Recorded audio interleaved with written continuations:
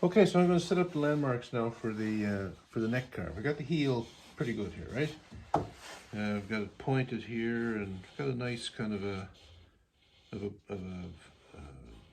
ridge here, you know, pretty much in the center. I may need to straighten it up a little bit, but it's pretty close. I've got the center line drawn up here.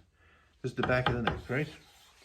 Now, normally when I carve these, at the first fret, I'll make 2 lines. Okay, so, and these lines will be 5 millimeters on each side of the center line. So up here, 5 millimeters. All right.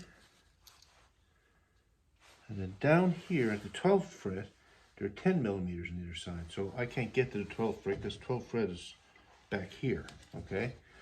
So I'm gonna go halfway right here, and I'm gonna put the halfway point 7.5 millimeters on either side of the center line. So 7.5 over here, you know, approximately, I think close. And 7.5 here. All right, now I got a short ruler here, and I'm gonna draw a line between the dots I just marked. Right? So here's 7.5 point, and here's a 5 millimeter point. 7.5. Okay, now draw a line there.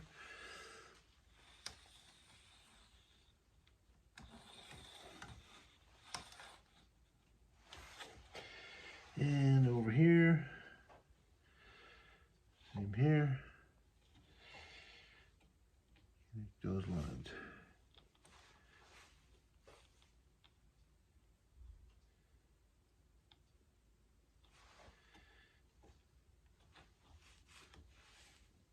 Yep, hard to get the ruler to stay still. Press down firmly on it. Still moves, man. Gee whiz, that's hard to do. Okay. What's causing that? Maybe dust underneath it or something, but okay. Just gently.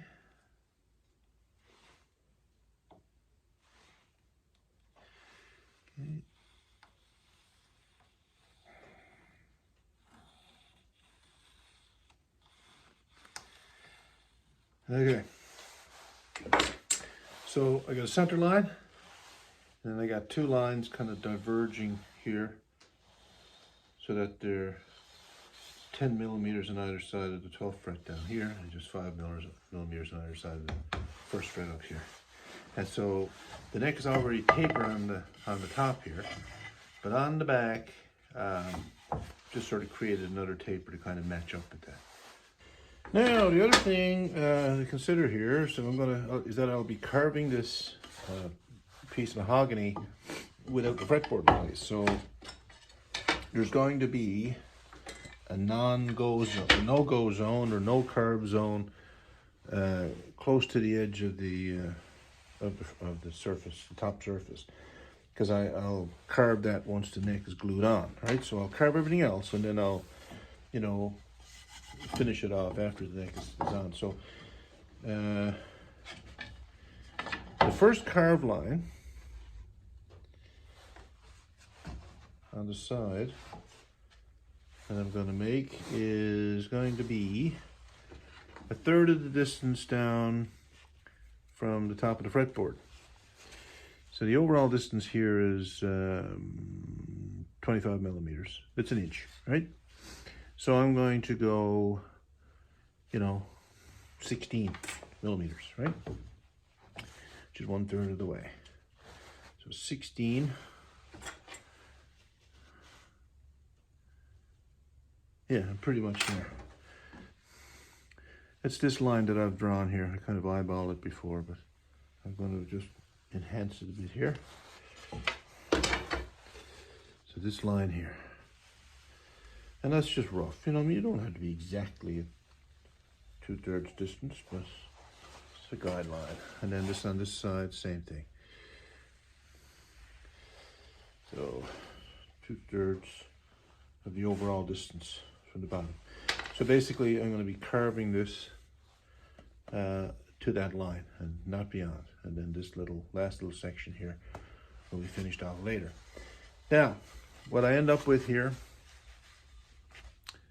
is this diverging line on this side and this line here, okay, are going to be used to create the first facet. So basically all the material between those two lines can be taken out, right? You know, so you can have a flat facet between those two lines all the way up. And here, same thing, right? All that can be taken out. So we should go ahead and do that. I'm doing all of this before the routing channel is cut, okay? The truss rod channel rather is cut. I don't usually do that. I usually cut the truss rod channel first. But in this case, because the truss rod is going in with the adjusting part down here, you know, through the sound hole, I kind of have to leave it till last because I've got to route while the neck is positioned in the guitar, you know, in the dovetail joint, not glued but positioned. I have to do the route right down and cut through the neck block actually inside the guitar body and open it up so that I got a hole in the shoulder brace, the main shoulder brace inside the guitar body, so a wrench can go into that hole and then, you know, hook into the adjusting key on the truss rod. So that route will have to be done very carefully, of course. I'm going to have to set up a jig to do it, you know, a guide, because it's easier to do a route for truss rod if your neck's not tapered, right? Because then, you know, the distance is uniform all the way down, so you can run your router or put the neck on the routing table and route the channel. Now we've got a tapered neck, so we have to set up a different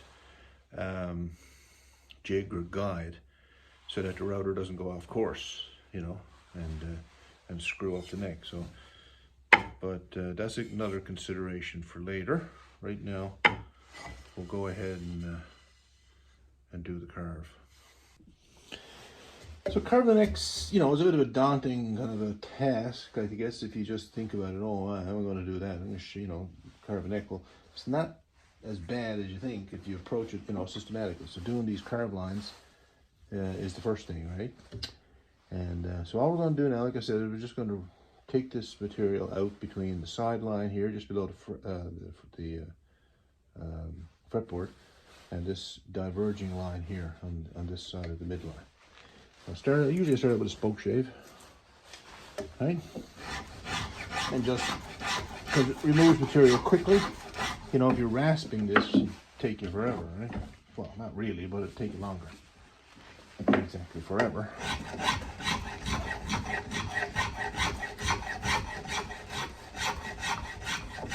So just keep going like that.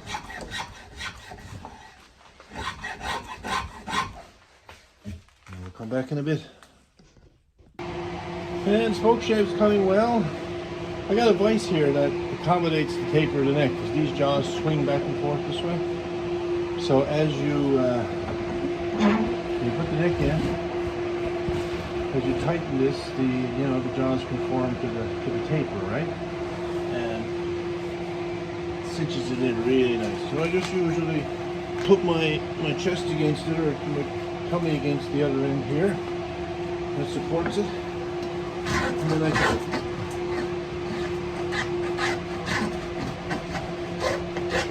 material pretty easily. I'm going to get the rasp on this now soon. I kind of got it down as far as I need to go with the spoke shave. Alright. Spoke shave is really good for removing material quickly, and the rasp is really good for refining it, right? So you can get that line you can get that, you know, carve right to the line there. No trouble at all. Little line. I'll leave the line so I can see it. Just cut into it.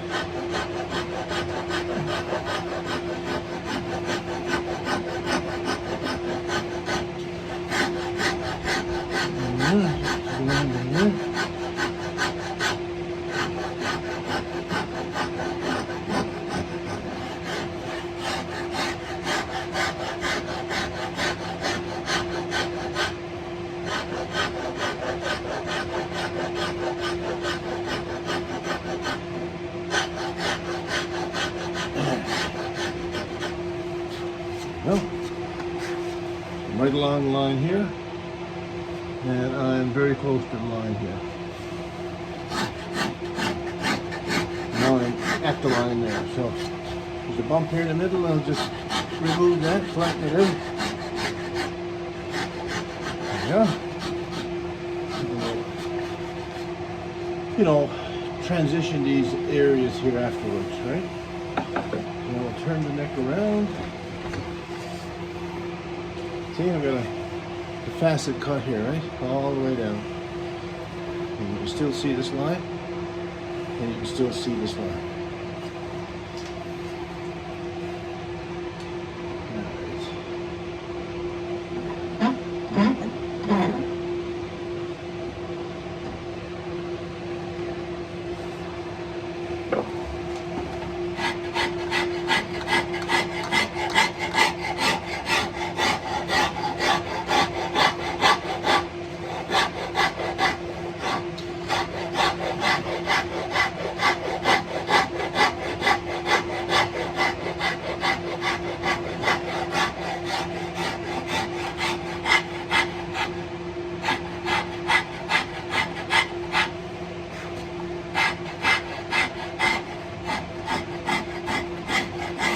It goes quickly, actually.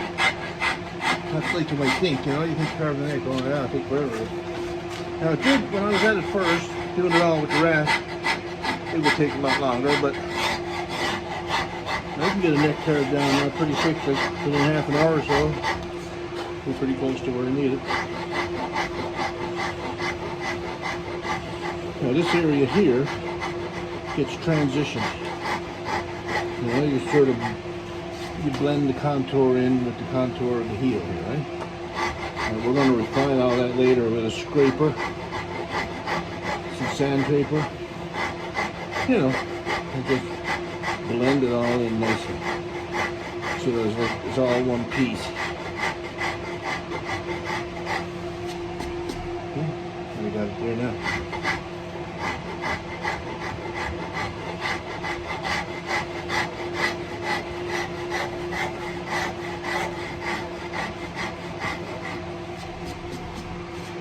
Right. This side.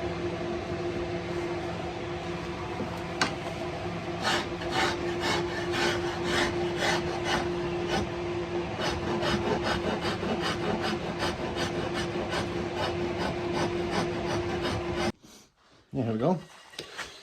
So that's the first carve. These two facets are carved. This one here and this one here. And I've kind of got a little transition done here with the heel, right?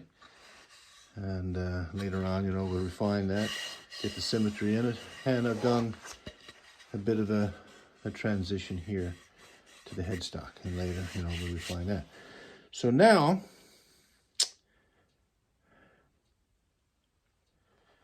the next carve will be along this line here.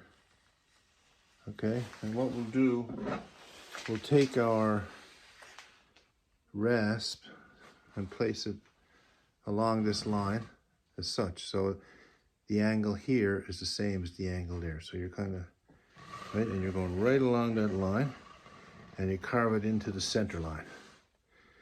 And you do the same on both sides. And that's the second facet, right? So we'll do that, and then I'll just start it off here and then I'll come back later. Right along that line there, into the center line. It won't take very long to get that carved, you know. there's not much material really there, and the facets get smaller and smaller as you go.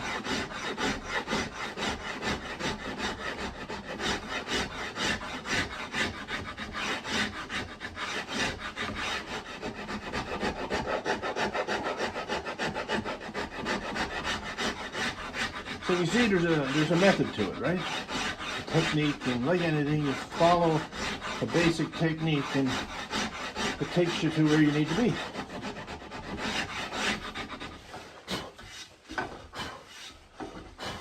So, see what we've got now. We've got two facets now. We've got this one, the first one, and we've got this one. And we've got this ridge in here. And we do exactly the same with that ridge. We rasp down this ridge and kind of, you know, get a bit more of a rounded profile there. And over here now we'll do the same. And there you have it, okay? 4 facets. So now we'll just take what's left here and just do the same thing. See, that facet is done. It gets easier to do than as you go.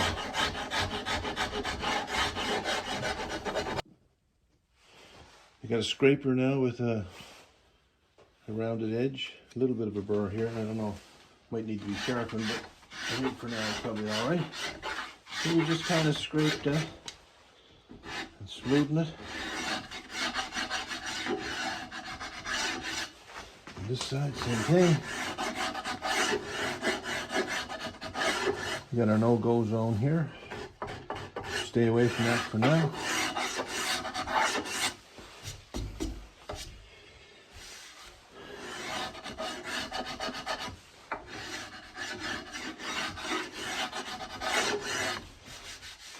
Okay. Now we've got our overall neck thickness. With the fretboard on, I like to have the neck about 830 thousandths here, okay? You know, thick through this way, from the top of the fretboard to the back of the neck. About 850 thousandths here, and about 870 thousandths here. And that gives a, you know, I mean, everybody's different in terms of neck thickness. Some people like thicker necks, some people like thinner necks, but, you know, those are numbers that I sort of came up with for what I think is a comfortable neck. And that's, you know, goes for the electrics too that I've done. And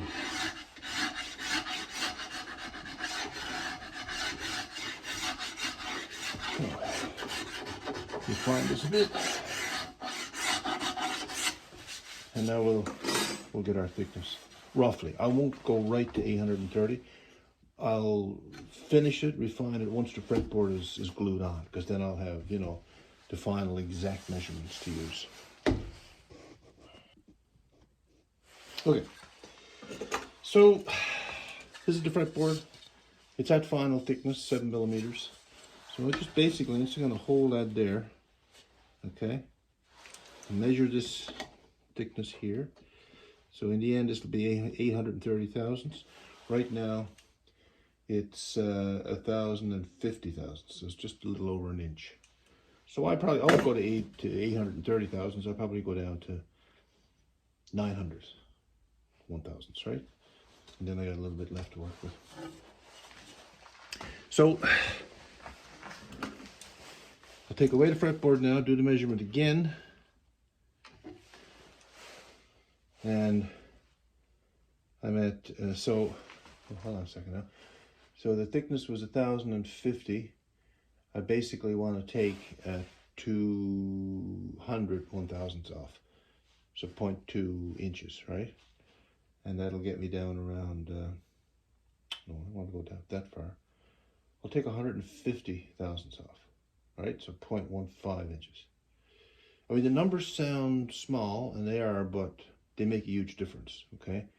You know, when you got that neck in your hand and you're playing, you know, the chords, a tenth of an inch in thickness or even less can make a huge difference, right?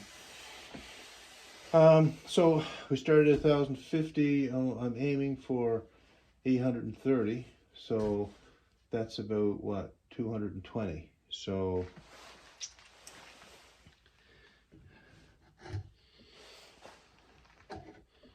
This is measuring 750 here, right? So 750 plus,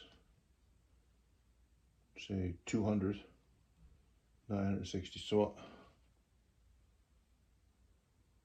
no, minus 200. So I want to go to about, well, I'm going to be safe. I'm going to go to 600. I'm just thinking in my head now, so I'm probably not making a whole lot of sense here, but overall thickness was 1,050.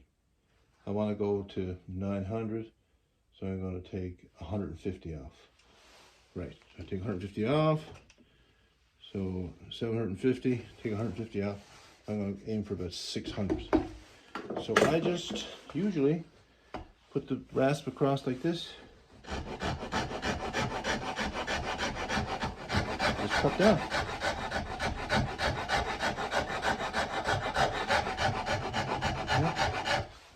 So I started at 750.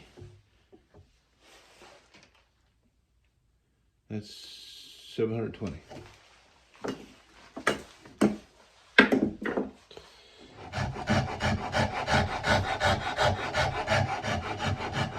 You know, you gotta make sure you don't screw it up. Oh, one thing I forgot to do. Forgot to mark for the volute. So I got to mark for the volute. So the volute goes from this corner to the center, and from this corner to the center. So this is going to be the volute right here. Okay, so I'm going to form the volute here.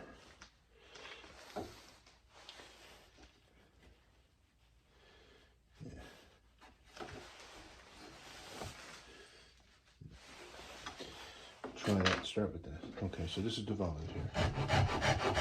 Cut that down. Put this over here. And you see, you know, I'm raising a ridge here, right? And this will all get refined later. And we'll go.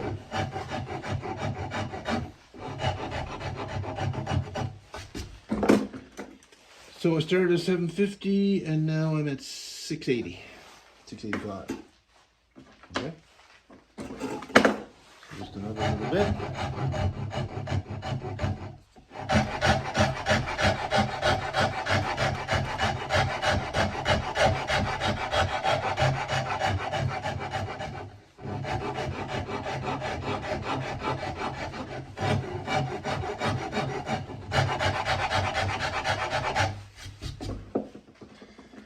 And I'm at 650.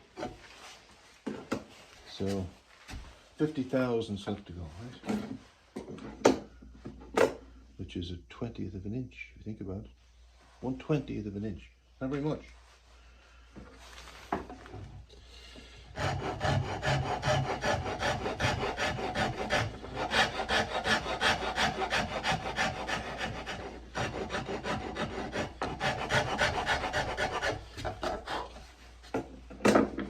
Okay.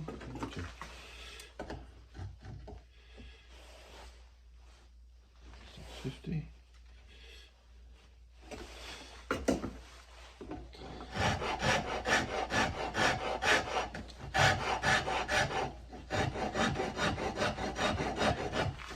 Anyway, I'll keep going with this. Take one more measurement here before we.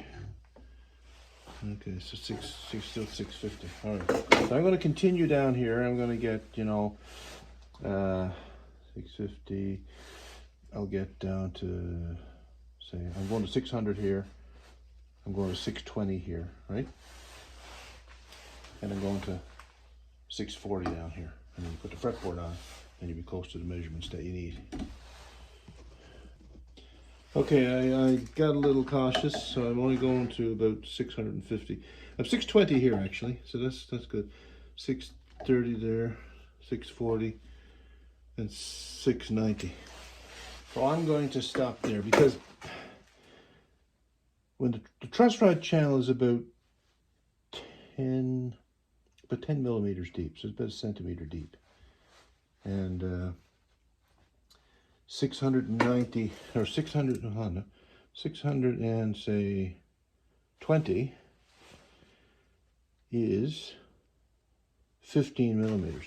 So when the truss rod channel is cut, is 10 millimeters deep. There's only 5 millimeters left between the bottom of the truss rod and the back of the neck. So I don't want to go too close. I don't want to go all the way. Like I don't want to go, you know, when I'm cutting the truss rod channel to cut through the neck. I mean, that would be a disaster. Right? So I don't want to do that. So now I'm just cutting the facets that I created, the new facets. Okay. Yeah.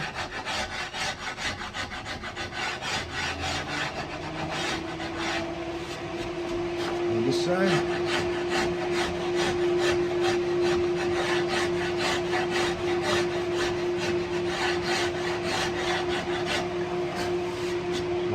Bunch of facets now.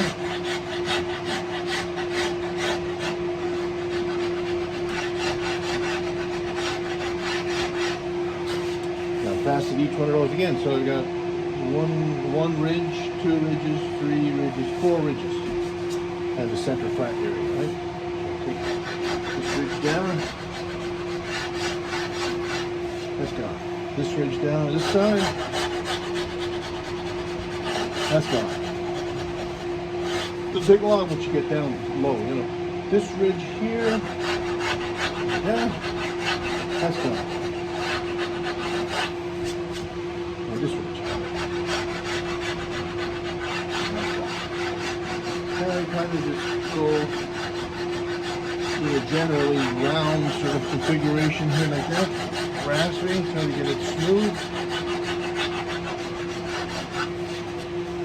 Take the scraper. Smooth it out, keep the last scratches out of it. And again, you got your no-go zone. We haven't touched any of that yet. That's the last thing we'll do once the fretboard is glued on.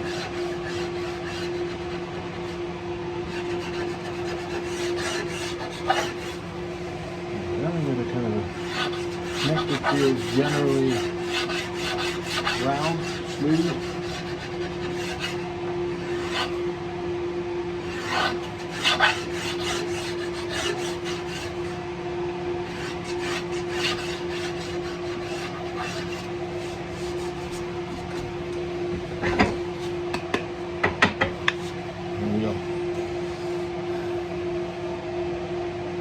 See it, but it's not, you know, it's a start, right? No-go zone, still see the line there, and you can still see the line here. Neck is not very thick, but overall,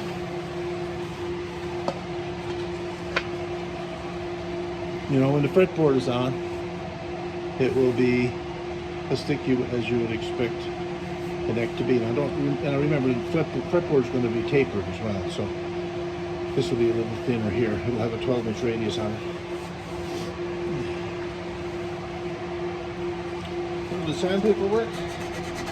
This is 60 grit, so I'm not going to cut much with this. But you can, you know, do a bit of shaping with it because, you know, grit like that will remove material. As you go up in grits, of course, you're still removing material, but you're removing so little that, you know, mostly what you're doing is smoothing.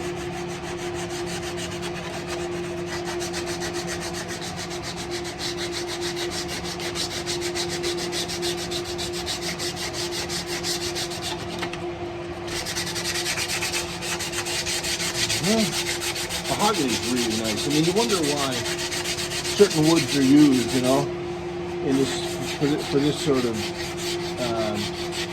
function, you know, to make a neck. Okay, why is mahogany? Mahogany is used, maple is used, but mahogany is just so nice to work with shape and, you know, curve, and it's still very strong. And it's light, not near as dense as maple. Maple makes a real nice neck too, but there's a bit more work involved with it.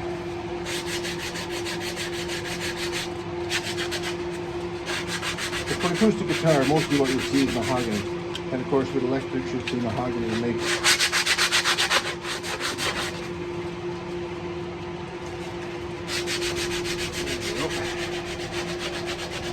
in the heel. We'll do a little more blending later, you know, once we get the fretboard on, and you get a better appreciation for what the final feel is going to be.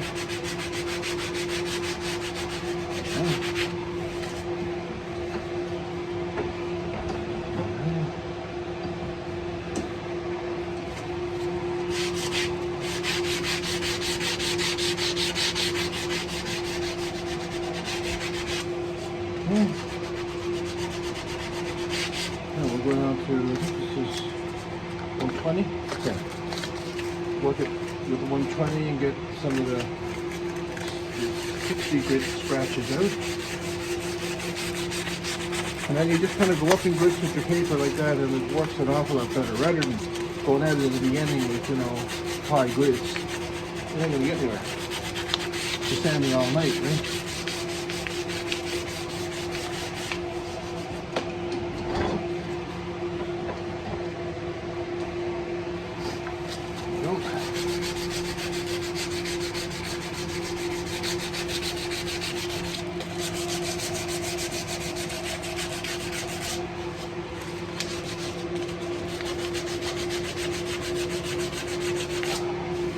We've got a line here that's going to be visible. That's a glue line.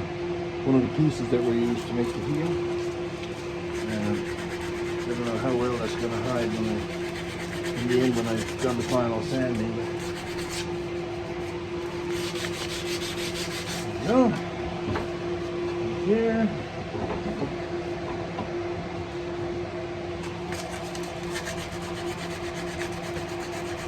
And we're not doing the final sanding now. We're going to do the final dimensioning and then do the final sanding. So get the fretboard on, get the final dimensions, the thickness, and then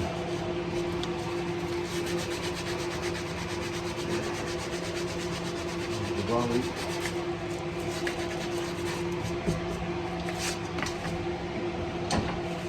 Yeah, there it is. Heel.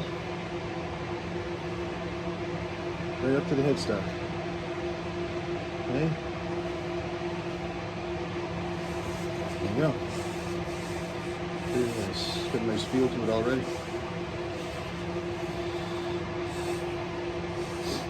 Good. There's the neck and the evidence of our work. Okay. All those shavings and sawdust on the floor. And the neck is just a little bit closer to what it's going to be. The other reason you want to leave a no-go zone on this neck is because we want a straight, flat surface to ride the rotor bearing on. Okay, and that's how we're going to do the final dimensioning of the fretboard. Okay, so the rotor bearing is going to ride along here, and it's going to ride along here, and we are. Yeah, and that's how we'll get the final, right? The final width of the fretboard. So it's important not to lose that face, that little thin face there, because our bearing is going to run on that later on to get the fretboard width.